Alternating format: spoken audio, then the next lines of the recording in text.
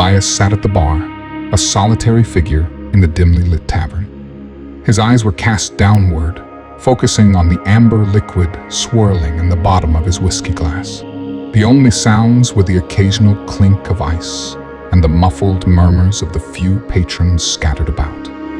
His thoughts were a tumultuous storm, and the whiskey was the only thing that could quiet them. He had hoped for a night of solitude, a chance to drown his troubles before they consumed him. But fate, it seemed, had other plans.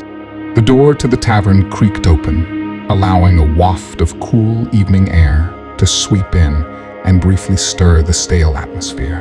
A man around Elias's age sauntered in, his steps unhurried and his gaze intent. He was dressed in a simple, yet well-tailored suit that suggested an air of quiet sophistication. He scanned the room, and his eyes locked on Elias. With a knowing smile, he made his way over to the bar. Elias felt the weight of the man's approach and couldn't help but roll his eyes. The last thing he needed tonight was small talk, especially after the soul-crushing events of the day. The man looked like the type who could spin a yarn for hours, and Elias had no patience for it. He took a deep breath, bracing himself for the inevitable. "Hello there," the newcomer said, extending a hand. "My name is Victor." Elias took the offered hand, giving it a firm but perfunctory shake. "Elias," he murmured, hoping that would be the extent of the interaction. But Victor was not easily deterred. He slid onto the stool next to Elias, his movements as smooth as the whiskey that slid down Elias's throat. "Rough day?" he asked, nodding towards the empty glass. Elias eyed him warily. "You could say that," he replied, his voice laced with a hint of resentment. He didn't owe this stranger his life story. Victor's smile never wavered. "Well, I hate to see a man suffer in silence. Care to share?" He gestured to the bartender for 2 more whiskeys, his voice as smooth as velvet.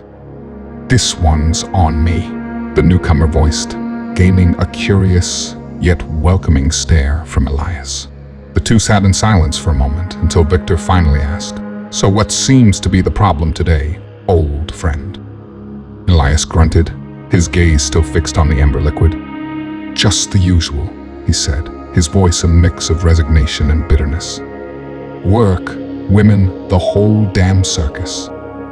Victor's smile remained in place as he casually slid a black business card across the bar's scarred surface. The card was as enigmatic as the man himself, with only 2 words etched in a sleek, silver font, blackout. Elias picked up the card, his curiosity piqued despite his desire to be left alone. The edges felt sharp against his fingertips, as if the card was a gateway to something dangerous and alluring. He raised his eyes to meet Victor's, who was now leaning back in his seat, watching him with an unreadable expression. Victor then continued to speak as Elias peered back down to the card. "I would like to offer my services to you, free of charge. We take all your worries and stress away for 1 whole hour. Consider this gesture a promotion for my product." And after a few seconds, while looking down at the card, Victor whispered, "Just give it some thought. We're only in town for 1 night. Trust me, old friend, you won't regret it. And after your experience, I promise you, you will never have to worry about a thing ever again." And after a few moments passed by, Elias looked up at Victor to pose a question. But that was when he noticed Victor was gone. Elias then flipped the card over and noticed an address on the back. 134 East 4th Street, he whispered as he read the address. "Huh," he thought to himself, "that's right next door." After a brief moment of contemplation, and with the whiskey clouding his judgment, Elias decided to give it a shot. He had nothing to lose, and maybe this mysterious Victor could offer some kind of relief. He took 1 last sip from his glass, the liquid burning his throat as he swallowed his pride along with it. He slid the card into his pocket and stood up, feeling the room sway slightly. The cool air outside slapped him in the face like a cold, wet towel. It was a stark contrast to the stuffy heat of the tavern, and it helped to clear his head somewhat. He stumbled slightly as he stepped onto the cobblestone street, the dim lights from the bar casting eerie shadows on the buildings around him. Looking around, he spotted the address Victor had given him, a nondescript door tucked between two dilapidated stores. Above the door was a flickering neon sign, the letters spelling out blackout in a staccato rhythm that seemed to pulse with a life of its own. The sign was the only source of light on this otherwise deserted street, casting a sickly glow over the surrounding area. Elias felt a shiver run down his spine, but he pushed his doubts aside and approached the door.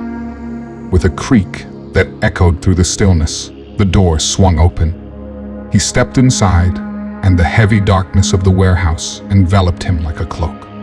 Floor beneath his feet was cold and hard, the only sound his own footsteps echoing through the cavernous space.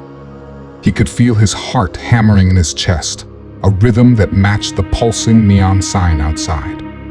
The whiskey was doing little to ease his nerves now. As his eyes adjusted to the gloom, he made out the faintest trace of light, a soft glow emanating from somewhere deep within the belly of the warehouse. It was a beacon in the abyss, beckoning him forward. With each step, the light grew stronger, the air around him charged with a strange anticipation that made the hairs on the back of his neck stand on end. The shadows grew less ominous, retreating before the advancing illumination. The light grew brighter, and he found himself standing before a door, slightly ajar, allowing a sliver of warm, welcoming light to spill out onto the cold floor.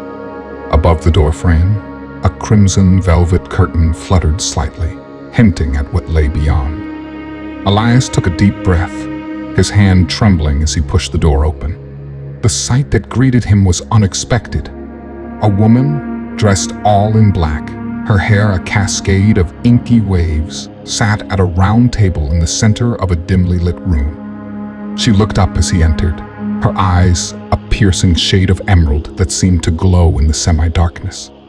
She offered a serene smile, which held a hint of curiosity and something else, an unnerving intensity. "Your ticket, sir?" she asked, her voice a smooth purr that seemed to resonate through the air itself. Elias's hand went to his pocket, where he had placed the business card. He pulled it out and placed it on the table. "This is all I have," he said, his voice sounding foreign to his own ears. But as he looked down, he was amazed to see that the once black business card had transformed. It was now a ticket, the sleek silver font replaced by bold, red letters that spelled out "Admit 1" and "Complimentary Pass." The paper felt thicker, almost like a piece of cardboard, and it was warm to the touch. He couldn't remember seeing the change happen, but there it was. "Good," she said, her smile not wavering. "You're in the right place." She then gestured for him to proceed to the next door as she spoke. "Right through there, sir," she continued. "After your experience, we guarantee you will be a new man. You won't have to worry anymore. You'll never have to work again, and all your needs will be met for the rest of your life." Once entering the room beyond, it was unlike anything Elias had ever seen. Brightly lit with bright white walls, and one chair in the middle in front of a table.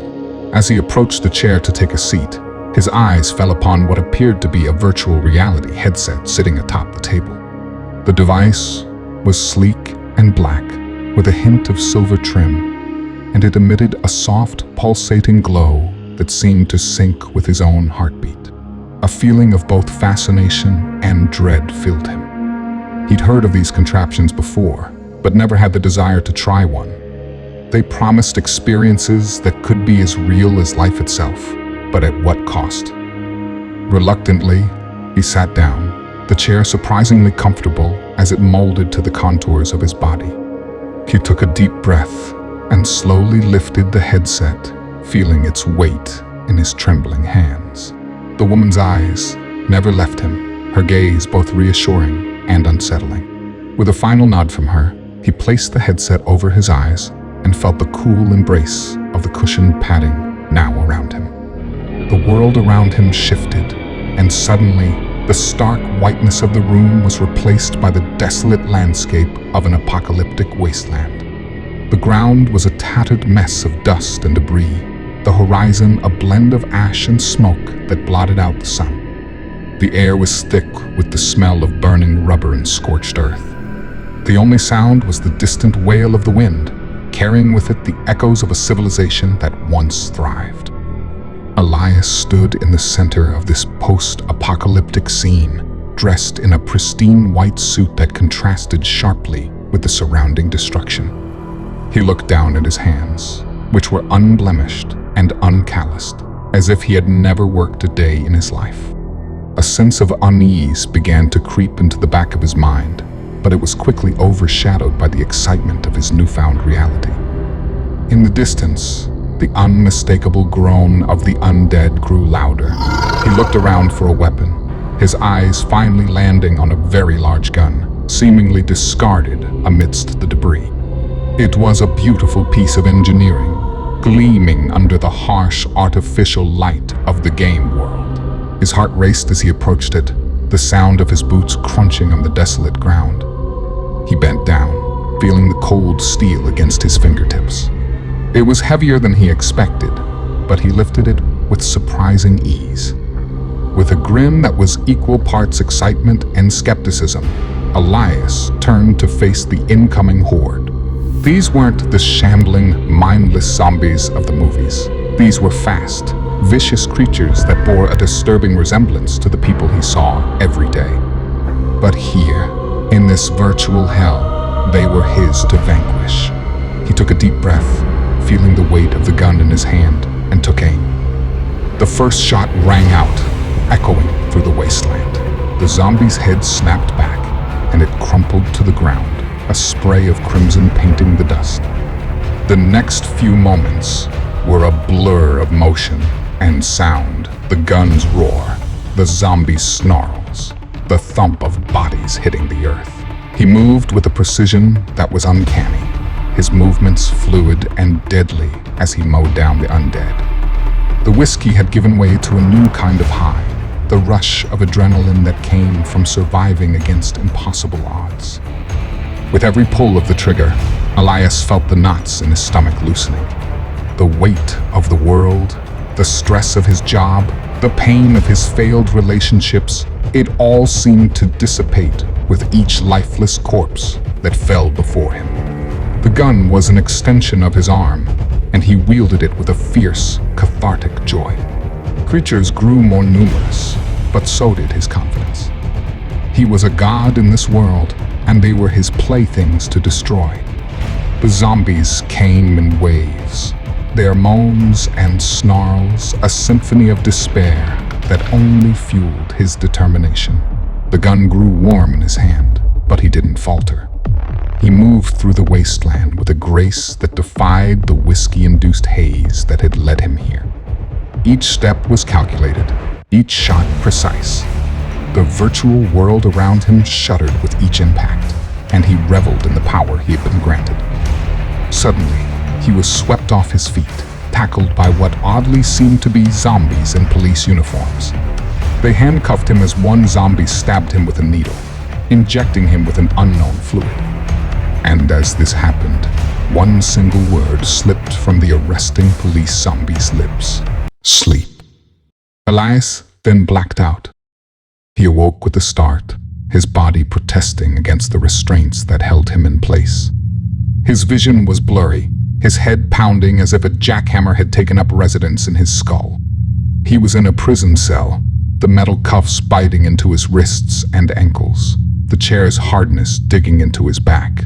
The room was small, no larger than a broom closet, with concrete walls that reflected the harsh, buzzing fluorescent lights above. The air was stale, and the faint metallic scent of blood tainted his nostrils. And as Elias looked down, no virtual headset on anymore, he noticed his clothes, torn and bloodstained. That was when a door to the cell block he found himself in opened. It was a prison guard who shouted a few words. Elias Thornburg, you have a visitor. Confused, Elias watched as the guard disappeared, replaced by a man familiar to him. It was Victor from the previous night. Elias began shouting. He began protesting his current situation. He yelled at Victor, "I thought you were going to fix everything.